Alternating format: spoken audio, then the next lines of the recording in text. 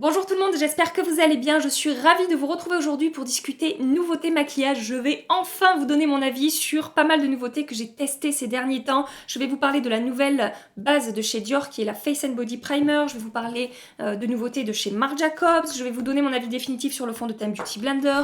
On va parler NARS, on va parler Charlotte Tilbury et plein d'autres produits. Voilà, je vais rapprocher la caméra, je vais appliquer ces produits en direct avec vous pour que vous puissiez les voir en action et je vais vous faire des petites revues sur tous ces produits-là. Aujourd'hui, nous allons essentiellement parler produits teint. Je vous parlerai après de ce que je porte sur les yeux. Donc, je vais commencer par la base de chez Dior. Comme je vous disais, il s'agit de la Face and Body Primer, donc base de teint visage et corps. Elle se présente dans le même packaging que les fonds de teint de la même collection, les fonds de teint Dior Backstage, à part que le tube est blanc. Et donc, c'est une base qui promet de flouter les pores, d'hydrater la peau et de contrôler l'excès de sébum tout au long de la journée. Donc, je l'ai testé, on va dire, au moins 5 ou 6 fois. Qu'est-ce que je peux vous dire de cette base? Eh bien, pour tout vous dire, je ne suis pas vraiment emballée par cette base. Alors, au moment de l'application, c'est vraiment super agréable. La texture est fraîche, un petit peu hydratante, mais pas trop. Ça n'est pas quelque chose qui va être riche. Et ça se fond super bien à la peau et ça va laisser vraiment la peau ultra douce. On est à la fois avec un effet un petit peu hydratant et à la fois avec un effet velouté. C'est assez étrange. C'est la première fois que je teste une base avec cette texture-là et vraiment, j'ai la peau très douce, mais bon, on s'en fiche un petit peu, hein, c'est pas le critère le plus important. Par contre, au niveau du lissage de la peau et du fait que ça va flouter les imperfections, je ne suis pas hyper emballée. Je ne trouve pas qu'il y ait une différence extraordinaire entre le avant-après. Même pas une différence extraordinaire, je ne trouve pas vraiment de différence. Sachez qu'elle est parfumée, mais c'est vraiment très léger, c'est pas entêtant, ce n'est pas une odeur qui me dérange forcément, et puis ça reste pas sur le visage. Et au niveau de la lumière, elle m'apporte de l'éclat. Donc ça, c'est plutôt joli également. Maintenant, au niveau du contrôle de sébum dans la journée, de la tenue du maquillage, je n'ai pas non plus vu une différence extraordinaire.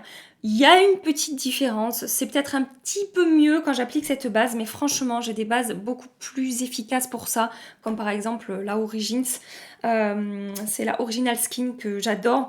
Voilà, c'est pas un flop, mais franchement, c'est pas non plus une belle découverte qui m'a transcendée. Maintenant, pour le fond de teint, je vais réappliquer avec vous à la caméra le fond de teint Beauty Blender, c'est le Bounce, j'ai la teinte 2.20.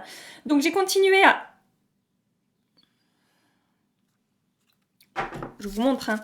Je vous montre ce que je viens de faire. Voilà! On est content! Donc je vous disais, j'ai continué à tester ce fond de teint depuis que j'ai fait sa revue. Je vous l'accroche ici si vous n'avez pas vu. Et quand j'ai fait sa revue, je vous ai dit que j'étais pas super emballée. J'ai réussi à améliorer la tenue de ce fond de teint sur ma peau. Comment? En fait, en appliquant très peu. La dernière fois que j'avais fait la revue, j'avais appliqué 2 pompes. J'avais jusque-là tendance à en appliquer 1,5 ou 2 pour avoir quand même une jolie couvrance. Et en fait, ça fonctionne pas. Quand j'applique 2 pompes, ça fonctionne pas sur ma peau. Alors que quand j'applique une pompe, ça se passe beaucoup mieux. J'ai beaucoup moins d'effet de matière autour de la bouche. Et le fond de teint tient mieux, je brille moins dans la journée et c'est beaucoup plus joli quand j'applique qu'une pompe. Mais du coup, j'ai une couvrance plutôt, on va dire, légère. Maintenant, ce n'est pas non plus une révélation. Vous allez vous dire, mais qu'est-ce que tu es négative dans cette vidéo? Mais oui, mais je vous donne mon avis. Voilà, c'est très beau au moment de l'application. J'aime beaucoup le rendu sur la peau.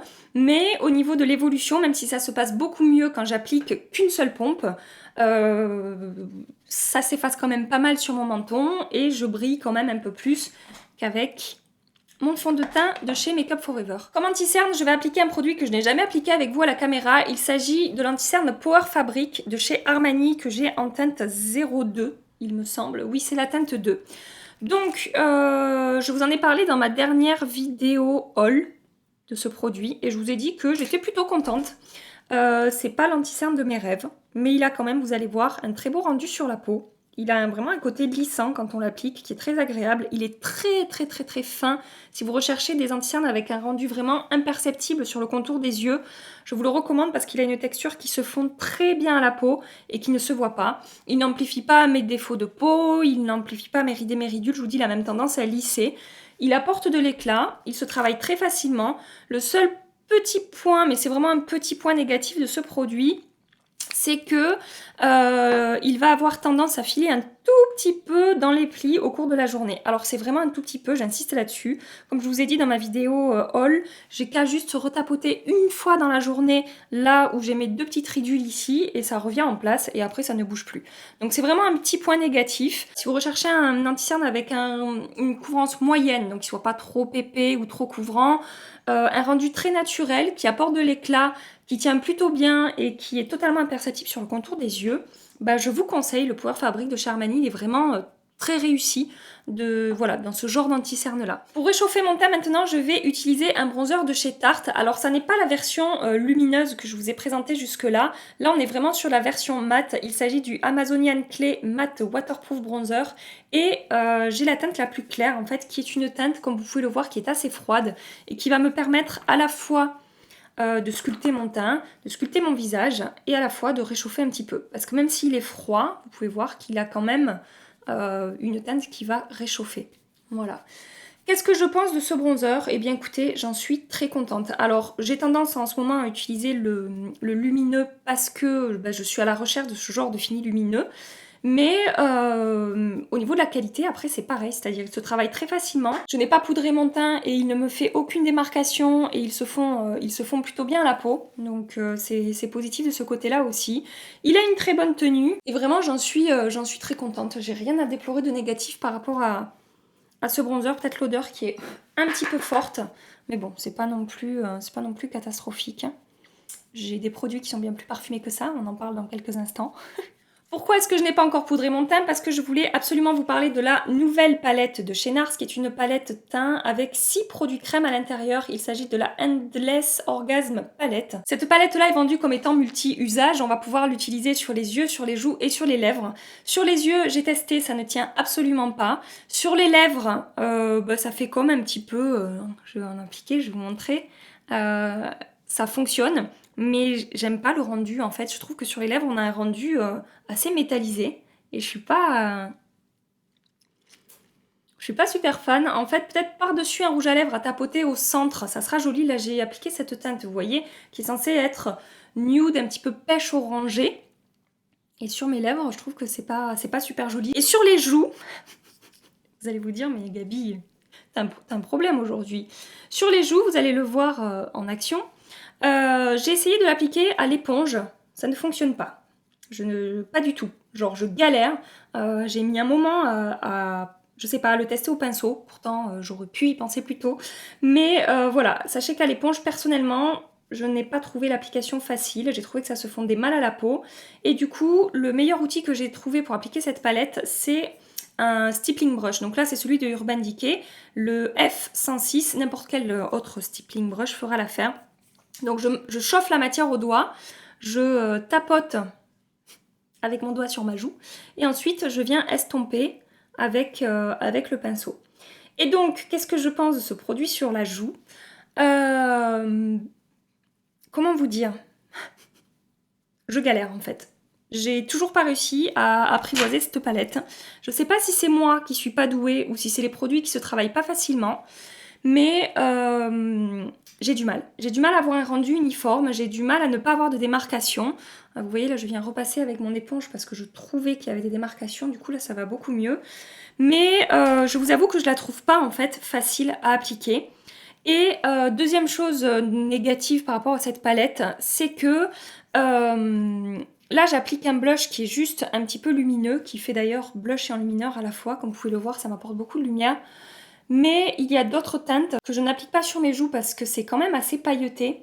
Et du coup, j'aime pas du tout les rendus pailletés sur mes joues. Vous le savez, j'aime quand c'est lumineux mais absolument pas pailleté. Et ces teintes pailletées, je ne peux pas non plus du coup les appliquer sur les yeux puisque ça ne tient pas sur mes yeux. Donc finalement, les deux seules couleurs que je vais utiliser pour le blush, c'est celui que j'ai appliqué aujourd'hui, donc cette teinte-là, et la teinte Orgasme qui est ici, qui a un joli rendu sur la peau, mais pareil, je galère un petit peu à l'appliquer. Et l'enlumineur, que je vais appliquer par-dessus, vous allez voir. Je vais appliquer cette teinte. Celle-ci, ça va, c'est pas pailleté. Le rendu est plutôt joli sur la peau. Mais pour moi, ça... Voilà, la manière dont je vais utiliser cette palette, ça ne valait pas, peut-être pas l'investissement, puisqu'il y a quand même pas mal de poudre que je ne vais pas utiliser. Voilà. Si vous l'avez testé évidemment, et si vous avez testé tous les produits que je vous présente aujourd'hui, partagez votre avis en commentaire, je vous le dis toujours, venez compléter ma revue ou venez me contredire, me dire moi j'adore parce que si ou parce que ça, argumentez, hein, ne me dites pas juste j'adore, j'aime bien savoir pourquoi vous adorez ou pourquoi vous n'aimez pas. Par contre un produit crème que je vous montrerai un autre jour en action et peut-être sur Instagram, si vous ne me suivez pas sur Instagram, j'ai décidé de commencer à faire quelques make-up sur Instagram en story.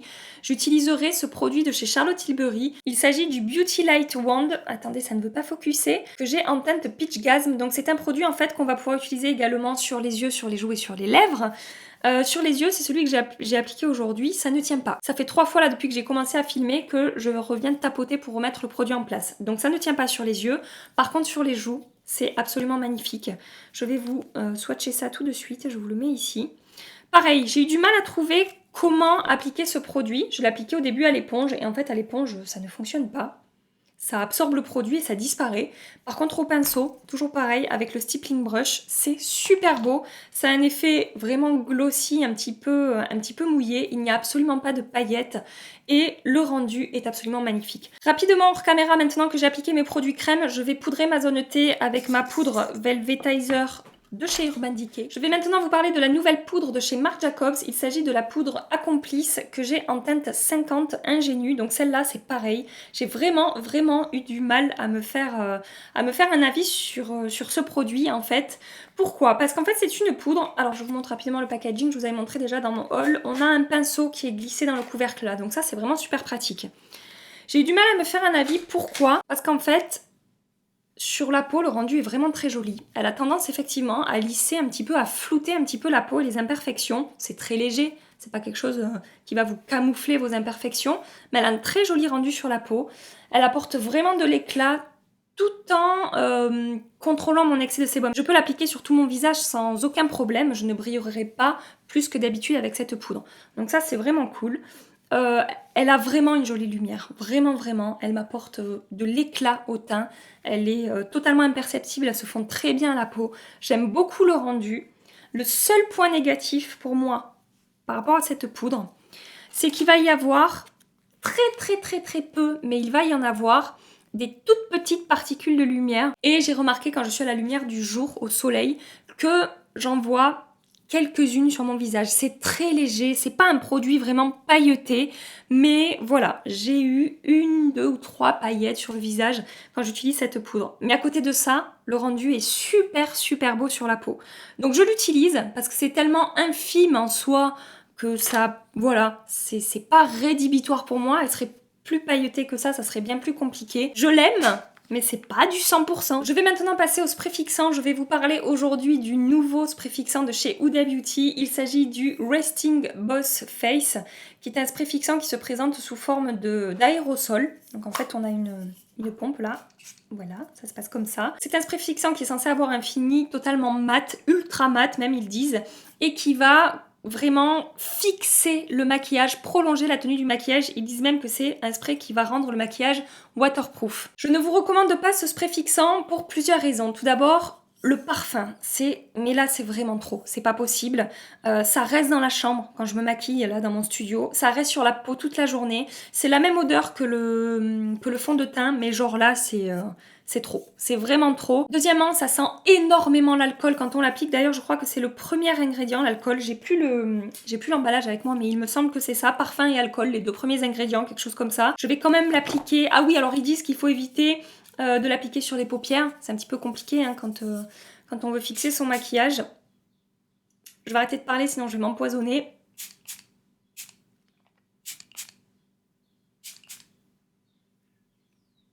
Ça pique les yeux et tout. Faut vraiment que je vous aime pour faire ça. Alors après... Pardon. Après, il a vraiment un effet... J'ai les yeux qui pleurent et tout. Il a vraiment un effet... Voilà, ça, comme d'autres sprays fixants, en fait, il fait une jolie peau parce que ça fond les matières ensemble. Mais je préfère largement... Je vais en appliquer... Voilà. Je préfère largement mon spray Morphe pour ça, qui est beaucoup plus agréable, qui est respirable, qui n'est quasiment pas parfumé. Il y a une petite odeur de frais, mais c'est très léger et très agréable. Mais vraiment là, ce spray Huda Beauty, non. Et d'ailleurs, le fini mat, c'est ce qui m'intriguait aussi avec ce produit, c'était que ça pouvait m'apporter un fini mat. Et je m'étais dit super pour ma zone T, et ensuite un autre spray sur le contour de mon visage. ça ne matifie absolument pas ma peau. Voilà, je vais maintenant passer aux lèvres et pour ça je vais utiliser un produit de chez Milani. Il s'agit des Mat Satin. Là c'est la teinte numéro 10, Satin Satiné, qui est un rouge orangé absolument magnifique. C'est celui que je vais appliquer aujourd'hui. Et je trouve vraiment l'éventail de teintes, attendez je ressors celui-là et celui-là, vraiment très joli. Toutes les teintes je les trouve très jolies. Voilà, et donc aujourd'hui je vais appliquer celui-là qui va apporter un petit peu de peps à mon maquillage. Ça fait quelques temps que je teste ce rouge à lèvres. Alors attendez, je l'applique et je reviens. J'ai terminé d'appliquer ce beau rouge à lèvres, franchement, j'adore la teinte, j'avais jamais testé cette teinte-là, je la trouve vraiment magnifique. Sachez que ça ressort un petit peu plus néon à la caméra qu'en vrai, mais on est vraiment sur un rouge orangé très réussi, justement pas trop flashy, je le trouve très très beau. Et sachez que j'aime beaucoup ces rouges à lèvres là. Les mat satin de chez Milani sont des rouges à lèvres qui vont avoir un fini mat effectivement, mais qui ne vont pas être totalement sans transfert. Il y a un petit peu de transfert quand même quand, voilà, quand on se touche les lèvres, mais c'est très léger, ça ne décroche pas complètement le rouge à lèvres. Et du coup, ça les rend hyper confortables. La texture est très fine. Ils sont faciles à appliquer parce que à la fois il y a cette texture fine, un petit peu liquide, mais à la fois ils sont vraiment très bien pigmentés et opaques. J'ai pas eu besoin d'appliquer un crayon en dessous comme vous l'avez vu pour que ce soit joli au niveau de l'application. Donc ça c'est vraiment très positif pour moi. J'aime pas passer 4 heures à appliquer un rouge à lèvres. Et je ne le sens pas sur les lèvres. Et toutes les teintes que j'ai pu tester de cette gamme-là, j'ai remarqué le même résultat. Pour des rouges à lèvres à un prix abordable, puisque Milani est une marque qui ne coûte pas 50 € le rouge à lèvres, c'est une très belle découverte. Donc voilà, je voulais vous en reparler parce que je ne les avais pas appliqués encore à la caméra avec vous. Et ce sont vraiment de très jolis produits. Évidemment, je n'ai pas pu utiliser tous les produits que je vous avais présentés dans mon haul précédent. Ce sera l'objet de ma prochaine vidéo dans laquelle ce sera plutôt un crash test plutôt que là, c'était vraiment des revues puisque j'ai pris le temps de tester ces produits. Juste avant que vous partiez, évidemment, pensez à liker cette vidéo si elle vous a plu et pensez à vous abonner à ma chaîne pour ne rien manquer de la suite des aventures YouTube. En attendant ma prochaine vidéo, je vous fais des milliards et des milliards et des milliards de bisous. Mouah. Prenez soin de vous et à très bientôt. Bye bye. Ils ont bien gonflé mes cheveux, hein. Mais toi là! Je suis ravie de vous retrouver aujourd'hui pour une